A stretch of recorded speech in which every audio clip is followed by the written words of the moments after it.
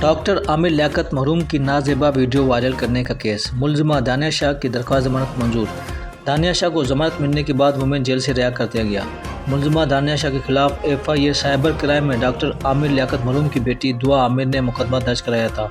मुलजिमा दानिया शाह पर डॉक्टर आमिर लियाकत मरहूम की नाजेबा वीडियो वायरल करने का मुकदमा दर्ज किया गया था। मुलजिमा दानिया शाह को FIA ने 15 दिसंबर 2022 को लोधरा से गिरफ्तार किया था। मुलजिमा के वकील लियाकत अली खान एडवोकेट ने बताया कि ट्रायल कोर्ट और सेशन जज शर्की की अदालत में जमानत की दरख्वास्त दायर की थी, जो कि मुस्तरद हुई। मुलजिमा दानिया शाह के वकील लियाकत अली खान ने ट्रायल कोर्ट और सेशन जज के आर्डर को सिंध हाई कोर्ट में शेयरिंग किया था। सिंध हाई कोर्ट ने मुलजिमा की 2 लाख रुपए की जमानत की मशल के जमा कराने के बाद मुलजिमा को जेल से रिहा करने का हुक्म दिया। वुमेन जेल कराची से मुलजिमा दानिया शाह को जमानत पर रिहा कर दिया गया। दानिया शाह की जेल से रिहाई के वक्त एडवोकेट लियाकत अली खान गबोर और लीगल टीम के अरकान Sikandar Ali advocate, Shafiq Vaisar advocate, Muhammad Ali Kandara advocate, Raja Tayyab Arsalan advocate, Tauseef advocate, Ajmal Jatoi advocate और दीगर भी मौजूद थे। दानिया शाह जेल से रिहाई के बाद अपने आबाई गांव लोधरा रवाना हो गए। दानिया शाह ट्रायल कोर्ट में 9 मार्च को पेश होंगी।